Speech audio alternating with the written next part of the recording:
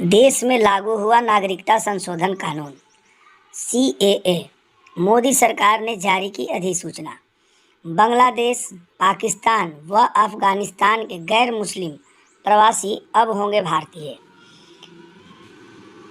आइए इस पर हम चर्चा करते हैं, क्योंकि सीएए पर बहुत देश में विवाद एक समय छिड़ गया था।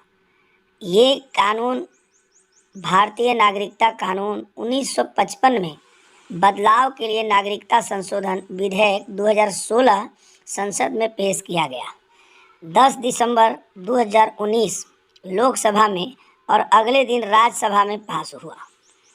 12 दिसंबर 2019 को राष्ट्रपति की मंजूरी मिलते ही सीएए कानून बना। 11 मार्च 2024 को केंद्र सरकार ने सीएए की अधिसूचना जारी कर दी। दोस्तों, केंद्र की मोदी सरकार ने नागरिकता संशोधन अधिनियम सीएए नियम की अधिसूचना सोमवार को जारी कर दी। इसके साथ ही पाकिस्तान, बांग्लादेश और अफगानिस्तान से दस्तावेज के बिना आने वाले गैर मुस्लिम प्रवासियों को नागरिकता देने का मार्ग प्रशस्त हो गया। 31 दिसंबर 2014 तक भारत आए बांग्लादेश, पाकिस्तान व अफगानिस्तान के प्रताड़ित गैर मुस्लिम प्रवासी हिंदू, सिख, जैन, बौद्ध, पारसी और ईसाई को भारतीय नागरिकता दी जाएगी।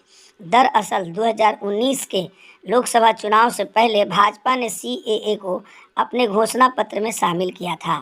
इसे पार्टी ने बड़ा मुद्दा बनाया था। दिसंबर 2019 में इसे संसद में पारित किया गया और बाद में इसे राष्ट्रपति की मंजूरी भी मिल गई। गृह मंत्री अमित शाह हाल ही के अपने चुनावी भाषणों में कई बार सीएए को लागू करने की बात कर चुके थे। उन्होंने ऐलान किया था लोकसभा चुनाव से पहले इसे लागू करेंगे। भाजपा जो कहा सो किया। नरेंद्र मोदी ने सरकार ने सीएए की अधिसूचना जारी कर पूरी की अपनी गारंटी। विपक्ष के लोकसभा चुनाव से पहले कांग्रेस ने नागरिकता संशोधन अधिनियम लागू करना देश में ध्रुवीकरण का प्रयास बताया। अगर लोगों को नियमों के तहत उन्हें अधिकारों से वंचित किया जाता है तो हम इसके खिलाफ लड़ेंगे, ममता बनर्जी जी ने कहा। सरकार यह सुनिश्चित करना चाहती है कि जो भी देश में हित में हो वह किया जाना चाहिए। अर्जुन मुंडा।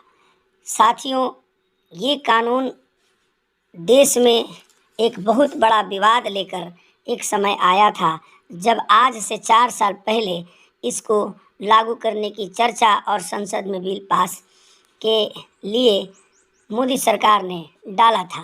उस समय से ये काफ़ी चर्चा में है और सरकार के द्वारा बार बार ये बताई जा रही है कि सीए बिल जो है नागरिकता लेने का नहीं, नागरिकता देने का है। लेकिन फिर भी इस देश में मुसलमान क्यों आंदोलन कर रहे हैं, या मुसलमान के जो भी पॉलिटिकल लीडर हैं क्यों कहते हैं कि सीएए जो है वो मुसलमानों के खिलाफ है?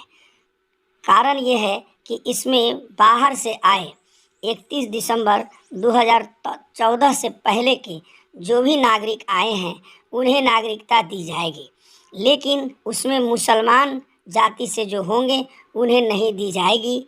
यही मेन पॉइंट है जिसके वजह से मुसलमान इस देश में आंदोलन कर रहे हैं और उनके नेता या विपक्ष के नेता ये कह रहे हैं कि इस देश में धर्मनिरपेक्ष बात होनी चाहिए और इस देश में सबका सम्मान बराबर है।